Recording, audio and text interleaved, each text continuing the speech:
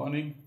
ప్రభువైన యేసుక్రీస్తు వారి పరిశుద్ధ నామములో అందరికీ శుభాలు. ఈరోజు మన అనుదిన ఆత్మీయ ఆహారంగా సామెతల గ్రంథము 24వ అధ్యాయం 27వ వచనం ధ్యానించుకుందాం. బయట నీ పని చక్కపెట్టుకొనము, ముందుగా పొలములో దాన్ని సిద్ధపరచుము, తరువాత ఇల్లు కట్టుకొనవచ్చును. ఇక్కడ చదవబడిన వాక్యాలు మనం చూసినట్లయితే రెండు విషయాలు ఉన్నాయి. ఒకటి, పొలములో పని అంతా జాగ్రత్తగా చేసుకోవడం. రెండు, ఇల్లు కట్టుకోవడం. ఈ రెండిట్లో ఏది ముందు చేస్తే బెటరు అనేది ఇక్కడ భక్తుడైనటువంటి జ్ఞాని అయిన సొలొమోను చెప్తున్నాడు. ముందు నీ పొలంలో పనంతా చక్కబెట్టుకో, పొలంలో పనంతా పూర్తి చేసుకున్నాక ఆ తర్వాత ఇంటి పని గురించి ఆలోచన చెయ్యి. అంటే పొలంలో పని చూసుకో, ముందు పొలాన్ని జాగ్రత్తగా సిద్ధపరచుకో, తర్వాత ఇల్లు కట్టుకో అనే మాటని మనం ఎలా తీసుకోవాలంటే, ఆ రోజుల్లో పొలము అంటే వారి యొక్క వృత్తి. ఈ రోజుల్లో మనకి రకరకాల వృత్తులు ఉన్నాయి. ఆ రోజుల్లో అందరూ కూడా చేసే పని ఏంటంటే పొలం పనే. పొలం అనేటప్పటికీ మన యొక్క చేతి వృత్తి, మన యొక్క వ్యాపారం అవ్వచ్చు, ఉద్యోగం అవ్వచ్చు, పరిచర్య అవ్వచ్చు, ఏదైనా. రెండవది ఇల్లు. నీకు ఇల్లు కట్టుకోవడం ముందా, నీ ఉద్యోగాన్ని లేక నీ వ్యాపారాన్ని లేక నీ యొక్క వ్యవసాయాన్ని అభివృద్ధి చేసుకోవడం ముందా అనేది ఇక్కడ భక్తుడు ఏది ప్రయారిటీ అంటున్నాడు. దీనికి మనకు అర్థమయ్యే భాషలో చెప్పాలంటే, రెస్పాన్సిబిలిటీయా ప్లెజరా, నీ బాధ్యత నీ సుఖమా. సుఖానికి ముందు ప్లేస్ ఇవ్వాలా, బాధ్యతకు ముందు ప్లేస్ ఇవ్వాలా. చాలామంది ఈ యొక్క ప్రయారిటీ తెలియక త్వరగా ఇల్లు కట్టేసుకోవాలి. ఎన్ని అప్పులు ఉన్నాయో చూడరు. కట్టుకున్న తర్వాత నెల నెలకి ఈఎంఐ కట్టడానికి సోర్స్ ఏంటి చూడరు.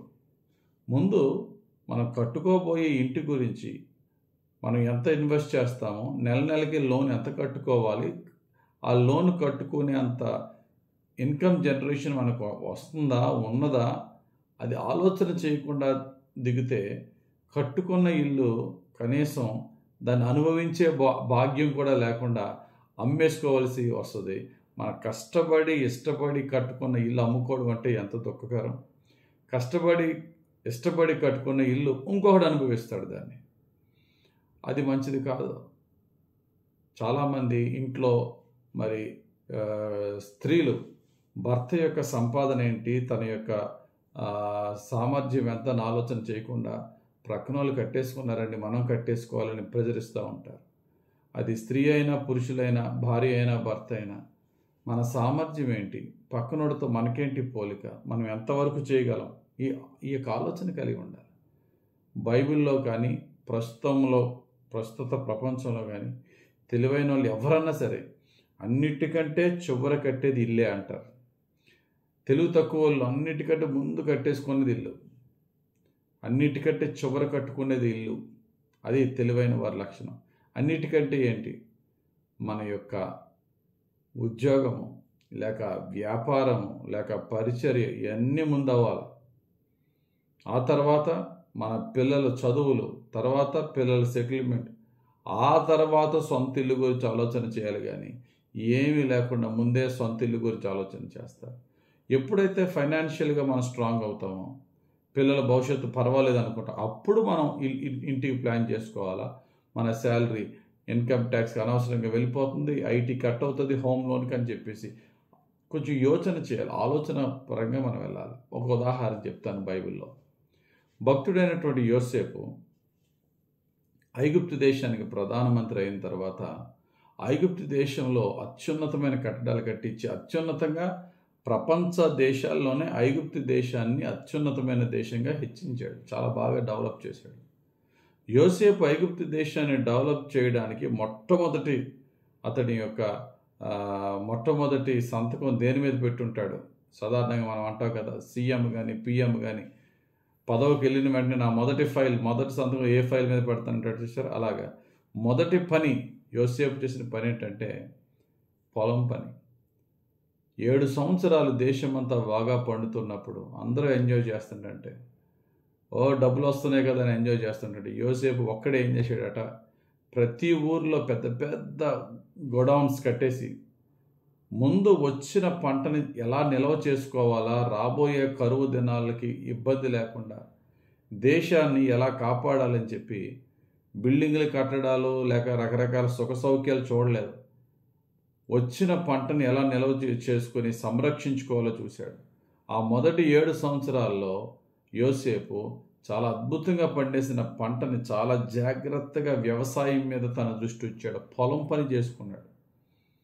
ఆ తర్వాత వచ్చే కరువు కాలంలో ప్రపంచ దేశ చుట్టుపక్కల అంతా కరువు ఉంటే యోసేపు దగ్గర అత్యున్నతమైనటువంటి ఆ యొక్క పంట ధాన్యం సమృద్ధిగా ఉండడంతో ప్రపంచ దేశాలన్నీ ఇతని దగ్గరికి వచ్చేటప్పటికి, చుట్టుపక్కల దేశాలు వచ్చేటప్పటికి ఐగుప్తు దేశము చాలా ధనికమైన దేశమైంది. తర్వాత బాగా డెవలప్ చేసుకున్నాడు. తర్వాత ఎన్నెన్నో నగరాలు కట్టుకోవచ్చు. అలాగే మనం కూడా అంతే. మన వృత్తిలో మనం డెవలప్ చేసుకున్న తర్వాత మన ఇల్లే కట్టుకుంటామా, లేక కారే కొనుక్కుంటామా, బంగారమే కొనుక్కుంటామా? తర్వాత బైబిల్ ఇస్తున్న జ్ఞానం, మొట్టమొదటిగా నీ చేతి పనిని స్థిరపరచుకో. అది ఉద్యోగం అయితే నీ ఉద్యోగాన్ని, వ్యాపారం అయితే నీ వ్యాపారం యొక్క అభివృద్ధి, ఫ్యూచర్ ప్లాన్స్ గురించి మీద దృష్టి పెట్టు. తర్వాత ఇల్లు అయినా, కారు అయినా, బంగారం అయినా, అది ప్రతి ఒక్కరూ కూడా గమనించాలి. ఒకవేళ సేవలో ఉన్నాం, ముందు దేవుని మందిరం గురించి ఆలోచన చేయి. సొలొమోను మహారాజు చూడండి, అతడు చాలా జ్ఞానవంతుడు. అతడు అంత జ్ఞానవంతుడు బైబిల్లో ఎవరో లేరు. అతడు చాలా నగరాలు కట్టించుకున్నాడు, ప్యాలెస్లు కట్టించుకున్నాడు. కానీ అతనికి తెలుసు, నా ఆశీర్వాదాలన్నిటికీ కారణం దేవుడే కనుక నేను ఎన్ని ప్యాలెస్లన్న తర్వాత కట్టించుకుంటాను, ముందు దేవునికి మందిరం కట్టేద్దాం అనుకుని ఈ మొదటి 7 సంవత్సరాలు దేవునికి మందిరం కట్టాడు. తర్వాత 13 సంవత్సరాలు తన ప్యాలెస్లు కట్టుకున్నాడు. సక్సెస్ఫుల్గా అన్నీ చేసుకున్నాడు. చాలా ఉన్నతమైనటువంటి రాజు అయ్యాడు. కానీ అతనికి తెలుసు ప్రయారిటీ ఏంటి అనేది. ముందు దేవుని మందిరం కడదామని. అలాగా మన ప్రయారిటీ మనకు తెలియాలి. మన వృత్తి ఏంటి అనేది మనకు తెలియాలి. అంతే తప్ప ప్రక్కన వాళ్ళు కొనేసుకున్నారు, మనం కొనేసుకోవాలి. ప్రక్కన వాళ్ళు కట్టేసుకున్నారు, మనం కట్టేసుకోవాలి. అది ఉంటే కనుక మనమే అన్యాయం చేసుకున్న వాళ్ళం అవుతాం, నష్టాల పాలవుతాం. దేవుడు ఈ జ్ఞానాన్ని మనకి ఇస్తున్నాడు. ఈ జ్ఞాన ప్రకారంగా ప్రిస్టేజ్లు పోకుండా, వాళ్ళతో వీళ్ళతో పోల్చుకోకుండా చాలా చక్కగా ప్రార్థనాపూర్వకంగా యోచించి నిర్ణయాలు తీసుకుని భవిష్యత్తుకి మన పిల్లలకి మేలుకరంగా మన జీవితాలను కట్టుకుందాం. దేవుడు అట్టి జ్ఞానాన్ని, అట్టి కృపను మనకి అనుగ్రహించును గాక. ఆమేన్. పరిశుద్ధుడా నా తండ్రి, మీరు ఇచ్చిన వాక్యం బట్టి స్తోత్రాలు.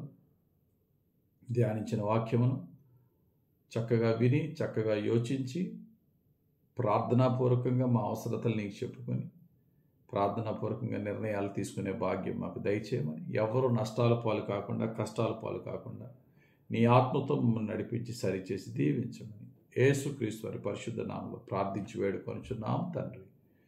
ఆమేన్. మన తండ్రి అయిన యెహోవా దేవుని ప్రేమ, మన రక్షకుడైన యేసుక్రీస్తు ప్రభు యొక్క కృప, ఆదరించి పరిశుద్ధ ఆత్మ దేవుని సహవాసము, నడిపింపు ఇప్పుడెల్లప్పుడు మనకు తోడుండి నడిపించి దీవించును గాక. Amen. God bless you. Have a very blessed day.